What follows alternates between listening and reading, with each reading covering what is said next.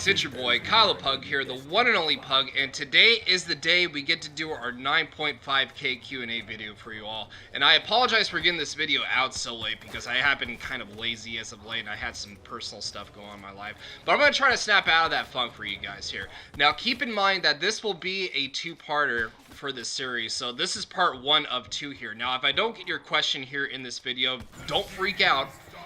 Yeah, don't freak out, guys. It will be more than likely be in part 2. Plus, all these questions came from my CuriousCat.me account, which I will link in the description below. If you want to ask me something but haven't yet, and you guys can also ask me something you want to be mentioned in part 2, or if you just want to ask me something in general, I'll probably answer the question here on Twitter as well, at Kyle the Pug. So if you haven't followed me on Twitter, go do it now, at Kyle the Pug, once again. So, without further ado, let's get right into these questions.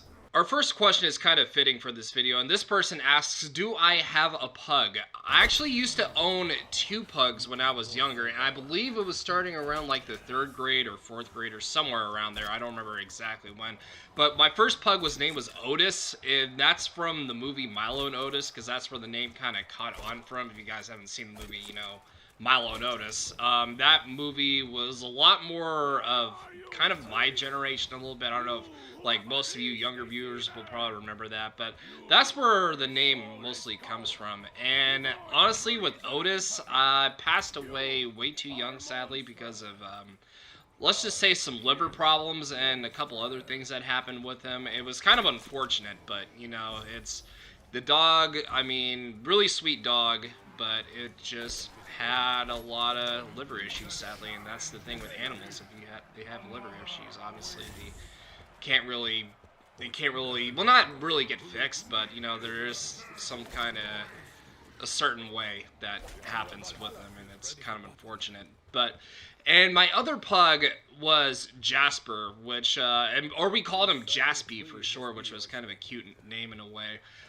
He was very hyper, well, not very hyper, but he was a super active pug a lot, but very, well, the thing was, he wasn't really potty trained, sadly. Like, we could have I mean, he was potty trained, but didn't he have his moments where he would, like, poop in the house or pee in the back of the living room, like, table set. I don't know. He had this little spot in the back, and it was just, oh my god, that dog was something else, honestly. But Jaspy was a good dog, either way. But sadly, you had to get rid of him, though, because of apartment situations where, I mean, you can allow pets in your apartment, but the money issues kind of skyrocketed a little bit with having pets in your apartment.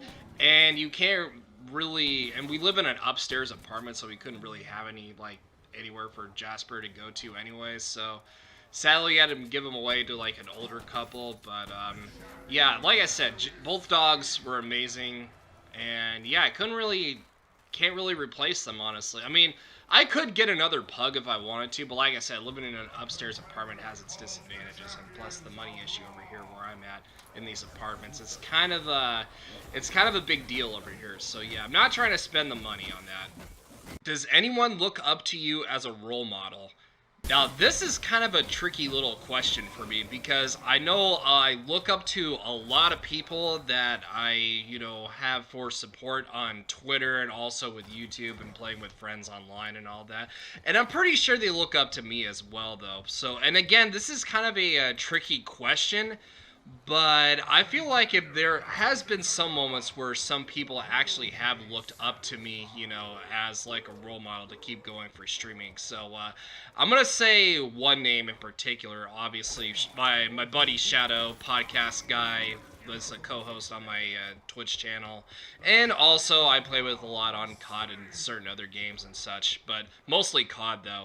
But I feel like at the end of the day, there is some people that do look up to me, like some viewers and all that, saying like, oh, you're the #1 inspiration to me and all of that. You know, and I appreciate all those kind comments, but you know, I'm just a regular average Joe just trying to make it out there. 9.5K. I don't really consider myself famous at all, but if you guys want to feel that way about me, you know, that's I appreciate that love and support, and that's, you know, very respectable and very kind of you guys to say. So yeah, that's how I feel about this whole thing, and this is why it's kind of a tricky question even for me, because honestly, it's it's 50-50 for me. I look up to a lot of people, and people look up to a lot to me, basically, which kind of evens out the support a little bit, and that's how you get like close friends supporting you, and that's really what matters most here at the end of the day. Do you earn money on YouTube? Yes, I do earn money on YouTube, but I can't say how much exactly due to the fact that it is kind of personal, and I want to keep some personal things, at least to myself for that matter, and I don't want to give out any personal information and all of that. So, no offense to the person that actually typed in this question. I mean, I appreciate that, that is respectful, and all that, but at the end of the day, it's just some of these things I do want to keep to myself, though, with all due respect. So, that being said, next question. If you could go pro in any video game, what would you choose? Ooh, I like this one, because I actually do have 3 games in mind that I want to discuss about with this topic here. Now, I am kind of a Nintendo fanboy, and all 3 of these games are kind of, Nintendo games, so yeah, I'll just say them out here right now. The first one would obviously be Pokemon, because if you guys don't remember the original OGs from my channel, I did start my channel off Pokemon, and Pokemon VGC would actually be something I would probably do in a sense. I don't know why, but I feel like if I actually did some more stuff competitively for Pokemon, I feel like in a sense I could maybe get myself somewhere, like especially with Pokemon Showdown and obviously the Pokemon 3DS games, Switch. Well, not more of the 3DS games. They're kind of like started to become irrelevant, but at the same time, they're starting to become more outdated and outclassed, I would say. But honestly, doing Pokemon VGC, like I said, it'll be something, I could see myself doing, coming up with strategies, battling against other pros, and of course, I would probably, end up getting my ass kicked, like, for the first few times I try to battle against pros, but you know what? That's half the battle, learning, basically, getting yourself off the radar, getting yourself into the competitive battling scene and all that. I feel like honestly that'd be pretty fun for me to do, just to come up with strategies and go to these tournaments and all that. And the second one would be Smash Brothers Ultimate, because I've actually I've played a lot of Smash Brothers, especially on the 64, and somewhat of Melee and a little bit of Brawl when I was a kid. Well, not Brawl, but Brawl was like more when I got like to college and all that. But mostly it was Smash Brothers 64 and Melee. Especially like going against these, especially like the same thing for Pokemon. Going into these tournaments would actually be somewhat pretty fun to me in a sense. And the third one I would say probably something like 2D Super Mario Maker speed runs and all that. Like, I would actually see myself doing a speed run tournament for like Super Mario. If you guys didn't know, Nintendo had its own Super Mario Maker 2 Invitational, a couple of weeks ago, I should say, which was pretty fun. And honestly, I could see myself doing that. I don't know why. But at the same time, I feel like it would be fun to do, like I said, for the same reason just as Pokemon VGC. Just to participate, have fun, meet new people that take it, have fun with this game and take it seriously, Just like I said, just at the end of the day, just have fun with it, and it doesn't matter if you win or lose. Like I said, it's all about having fun. I know I said it like multiple times here during this part, but you know what? Screw it. It's my video. I can do whatever I want. But anyways, guys, let's go on to the next question. How did you become a Lakers, Rams, and Dodgers fan? Ooh, yes, the sports questions. Now we're getting juicy here. I actually became a fan of all 3 of these teams thanks to my old man, who actually taught me the history behind all 3 of those teams when I was younger. And honestly, when I looked at the history, especially the part from like Jackie Robinson breaking the color barrier and all that when he was a Brooklyn Dodger, to of course like today with the Dodgers being the top team in the Major League Baseball. And this is kind of like the funny thing about it. Me as a Dodgers fan living, in Northern California, and I am surrounded by a lot of people, majority of people, I should say, that are like Giants fans, and I get a lot of smack talk for it. I mean, if you were a Dodger fan in Northern California, you probably would feel the same thing I'm feeling right now also. But yeah, I mean, all those teams, I have a special place for them, and I still get a lot of, not troll comments, but like people messing with me saying like, oh, the Dodgers choked the playoffs 7 years in a row. How do you feel about that? And blah, blah, blah. And the Rams sucked in the Super Bowl against Tom Brady in this year's Super Bowl going to LA, and the Rams can't do it, and, you know, the Lakers are down the dumpster with LeBron James and all that. I can handle the heat and the smack talk. Like, I'm fine. I really don't care if you try to smack talk my teams, honestly, but my love for them will obviously, you know, never ever die.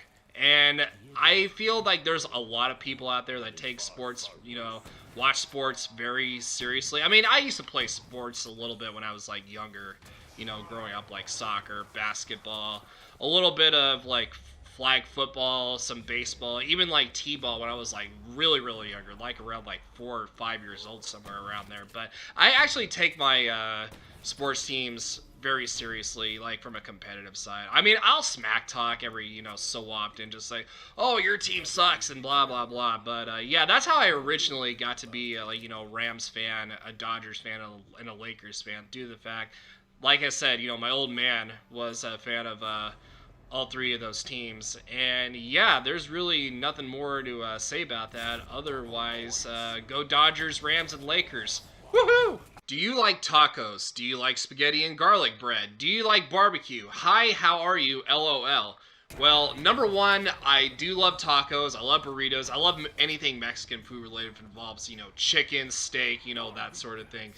Nachos. Let's see, what else is there? Quesadillas. Mexican pizzas. You know, I don't know about, well, Mexican pizzas are mostly Taco Bell's thing, but I love anything Mexican food related that involves, like, chicken or steak. Especially, like, the taco truck I have next door, though, with those Mexican fries they have, oh my god, they're high in calories, but they are, like, one of my favorite things to eat over there. And number two, I would say, yes, I love spaghetti. I love garlic bread, obviously. I like the Italian food. I love all sorts of foods, even number three with barbecue. I do love, you know, steak and with, like, barbecue. Anything like, you know, tri-tip with barbecue sauce on it. Ooh, man, yeah, that's actually pretty good too. And how am I doing? I am doing fantastic. Thank you for asking. And I hope you are enjoying this video here today. Do you despise Whitneys Miltank? As a longtime Pokemon fan and player, and obviously with Generation 2 being my favorite generation, and obviously Pokemon Crystal, one of my favorite Pokemon games of all time, yes, I still despise Whitney and her Miltank. Even to this day, I still have a pure hatred for that trainer and that Pokemon itself. Which, you know, honestly, I can speak for everybody in this video because I'm sure everybody and their mother who has played Pokemon Gold, Silver, and Crystal had an absolute hard time with Whitney in those days. Even in the remakes kind of a little bit too. But honestly, I feel like the best way to counter that is just to catch like a female Heracross with Fury Cutter. Maybe give it like maybe a fighting type attack or something. But like maybe, I don't know if you get Rock Smash that early on, but I know Fury Cutter actually does a lot of work if you get a Heracross. And if the way to get a Heracross is you got to go to Azalea Town, like, not Azalea Town, but like to the right of it, and keep headbutting the trees, so that way and it takes a while to find too, which is the sad part about that, so they're really rare to find. But once you find a Heracross, yeah, get Fury Cutter on that sucker when you get Bugsy's gym badge, and then just have at you with that move, and they'll should definitely help out. And also Skiploom's another good option as well with Sleep Powder and Leech Seed to kind of wear it out a little bit, trying to negate it from using its own moves, and that's another good option. So yeah, those are the two options I would recommend definitely using against Whitney's Miltank if you guys really have a hard time using that. Like Heracross and Skiploom are like my top two picks there. So is Fallen Angel your favorite mod? Hate to break it to you, I don't have any favorite mods. I love everybody that comes to my streams, even my most active supporters, friends, you know, new people, even my haters. I also welcome them with open arms as well, even though they like to leave dislikes, but you know what? You know, that just counts for me as a view at the end of the day. So, that being said, yeah, I welcome everybody that comes to my streams. And that is going to do it for this part of the video. Now, part 2 will be up when I get the chance to work on it. And like I said before, don't freak out if your question wasn't on here. There were quite a ton of questions on my Curious Cat account, and I had to go through. So again, that will be in the description below if you all want to go check that out and ask me a question. And like I said, it will probably appear in part 2, so you never know. So now, that will be the end of part 1 up to of this video. And if you all did enjoy this video, drop a like, subscribe to the channel if you are new, and don't forget to turn on post notifications on whenever I upload one of these videos or do a live stream on this channel. Again, I am Kyle the Pug, and I will see you all in the next video. #PugBark.